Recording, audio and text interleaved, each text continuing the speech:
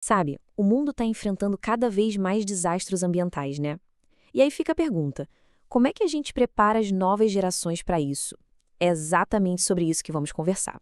Vamos mergulhar num projeto de intervenção acadêmica que busca responder a essa questão, focando em como criar resiliência lá dentro das nossas escolas.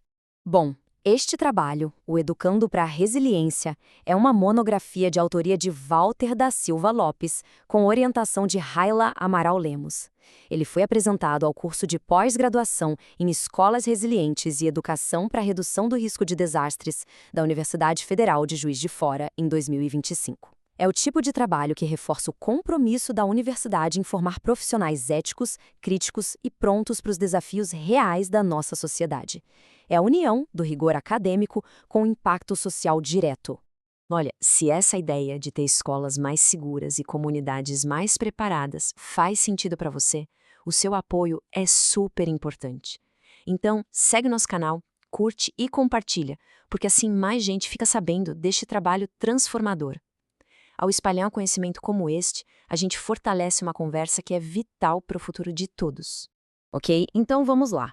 Para a gente entender a solução que o projeto traz, primeiro precisamos olhar de frente para o desafio. Qual é o problema real que impede a ação efetiva nas escolas quando o assunto é desastre? A gente vive na era da informação, certo? Os estudantes têm acesso a muitos dados, mas parece que falta algo para que eles possam agir com base nisso, principalmente quando falamos de resiliência a desastres ambientais. O ponto-chave não é a falta de informação. A questão é como transformar esses dados em conhecimento prático, em ações que, na hora H, possam de fato proteger a comunidade. E é aí que entra a pergunta central, a questão que guia todo esse trabalho, sabe? Como é que a educação para a resiliência e a redução de riscos de desastres pode virar uma prática efetiva mesmo e reconhecida dentro das escolas? Ainda mais considerando que existe uma certa resistência cultural a inovações pedagógicas. E essa resistência tem nome. O grande educador Paulo Freire a chamou de educação bancária. É aquele modelo em que o professor é visto como alguém que apenas deposita o conhecimento em um aluno passivo. Essa mentalidade mais tradicional acaba sendo uma barreira para métodos novos mais interativos e práticos, que são justamente os essenciais para ensinar sobre resiliência, né? Beleza. Então, se o problema é essa barreira cultural e a inércia, como superar isso? É aqui que o projeto começa a apresentar estratégias bem claras e práticas para realmente transformar o ambiente escolar. A grande sacada do projeto é esta: o objetivo principal não é só criar uma matéria nova sobre desastres, é mais profundo. A ideia é desenvolver e implementar estratégias pedagógicas inovadoras que integrem a educação para a resiliência ao currículo que já existe. O alvo é transformar a cultura da escola.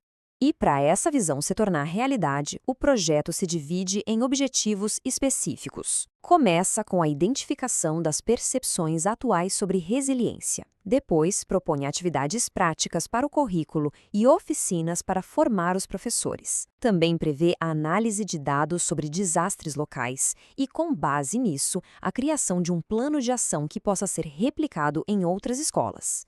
Por fim, claro, a avaliar o impacto na conscientização de todo mundo. A metodologia para fazer tudo isso acontecer segue 3 etapas lógicas. A primeira é o levantamento de dados, para entender a percepção da comunidade. A segunda etapa é colocar a mão na massa, com oficinas interativas e planos de aula que engajem de verdade. E a terceira, para fechar com chave de ouro, é a criação de um plano de resiliência comunitário feito em conjunto e adaptado à realidade local. Certo, mas no fim das contas, qual é o impacto esperado de tudo isso? Como seria a escola depois da implementação deste projeto? A transformação é bem profunda. Vamos ver. Dá uma olhada nesse contraste. A realidade atual muitas vezes é de rigidez curricular, falta de preparação e uma recepção passiva de informação, com a escola isolada da comunidade. Agora, a visão do projeto é outra coisa: uma aprendizagem integrada, um ambiente seguro e adaptável, uma cidadania proativa e, o mais legal, a escola como um verdadeiro polo de resiliência para toda a comunidade. E o objetivo final vai muito além dos muros de uma única escola. A ambição aqui é que ela se torne um modelo, uma referência mesmo em práticas educativas para a resiliência, impactando positivamente sua comunidade e inspirando outras instituições a seguirem o mesmo caminho. Bom, e com isso a gente chega na análise final. Qual é a grande conclusão? Qual a importância de um trabalho desses no cenário da educação aqui no Brasil? Olha, esse projeto de intervenção é, sem dúvida, uma contribuição acadêmica muito significativa. Ele não fica só na teoria.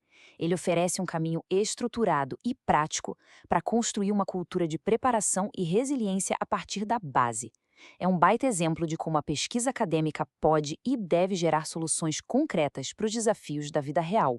E só para a gente fechar, é importante dizer que este conteúdo é uma síntese das ideias principais do trabalho original, produzida com apoio de inteligência artificial para nos ajudar a organizar os pontos-chave. Muito obrigada pela companhia.